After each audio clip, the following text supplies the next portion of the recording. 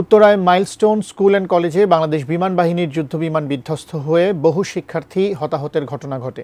হতাহতের এই ঘটনায় সারা দেশে পালন করা হয় শোক। কিন্তু এই ঘটনা নিয়ে কিছু ভুল তথ্য ছড়িয়ে পড়ে সামাজিক যোগাযোগ মাধ্যমে। এই অপতথ্য নিয়ে ক্ষোভ প্রকাশ করেছেন অন্তর্বর্তী সরকারের সংস্কৃতি বিষয়ক উপদেষ্টা মোস্তফা সরওয়ার ফারুকী। বিস্তারিত জানাচ্ছেন জান্নাতুন নাহার জেরি।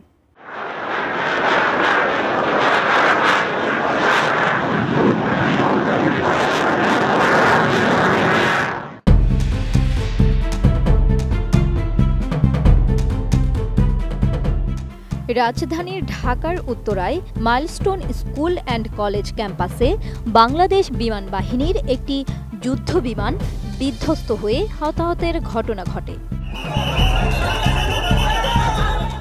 এ ঘটনায় হতাহত ও নিখোঁজদের তথ্য ছড়ানোর ক্ষেত্রে শিল্পীদের কাছে জাতি আরও দায়িত্বশীলতা আশা করে বলে জানিয়েছেন অন্তর্বর্তী সরকারের সংস্কৃতি বিষয়ক উপদেষ্টা ও নির্মাতা মোস্তফা সরওয়ার ফারুকী।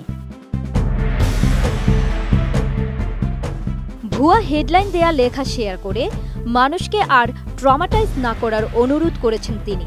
22 জুলাই দিবাগত রাতে সামাজিক যোগাযোগ মাধ্যম ফেসবুক ভেরিফাইড পোস্টে তিনি এ ক্ষোভ প্রকাশ করেন।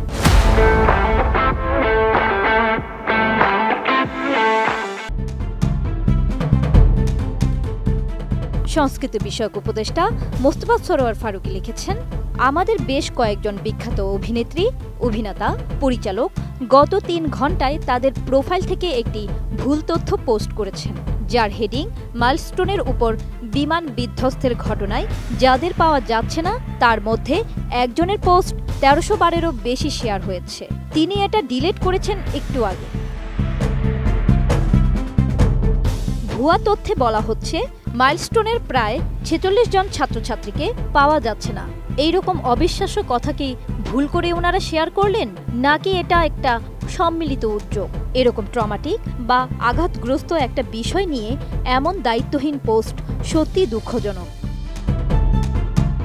এছাড়া সবশেষে এই নির্মাতা আরও লিখেছেন, মাইলস্টোনের ক্লাসে কারা ছিল, কারা প্রাণ হারিয়েছে, কারা চিকিৎসাধীন, এসব তো রেকর্ডেড।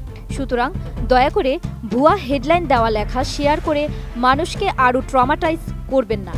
জাতি শিল্পীদের কাছে আরেকটু দায়িত্বশীলতা আশা করে। এর আগে গত 21 জুলাই দুপুরে রাজধানীর উত্তরায় মাইলস্টোন স্কুল অ্যান্ড কলেজে বিমান বাহিনীর যুদ্ধবিমান বিধ্বস্তের ঘটনা ঘটে। আন্তঃবাহিনী জনসংযোগ পরিদপ্তর আইএসপিআর এক বিবৃতিতে জানিয়েছে, দুর্ঘটনায় নিহতের সংখ্যা বেড়ে 31 জনে দাঁড়িয়েছে।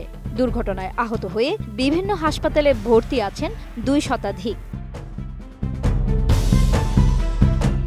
জান্নাতুন Nahar Jerry, desk report, ATN news.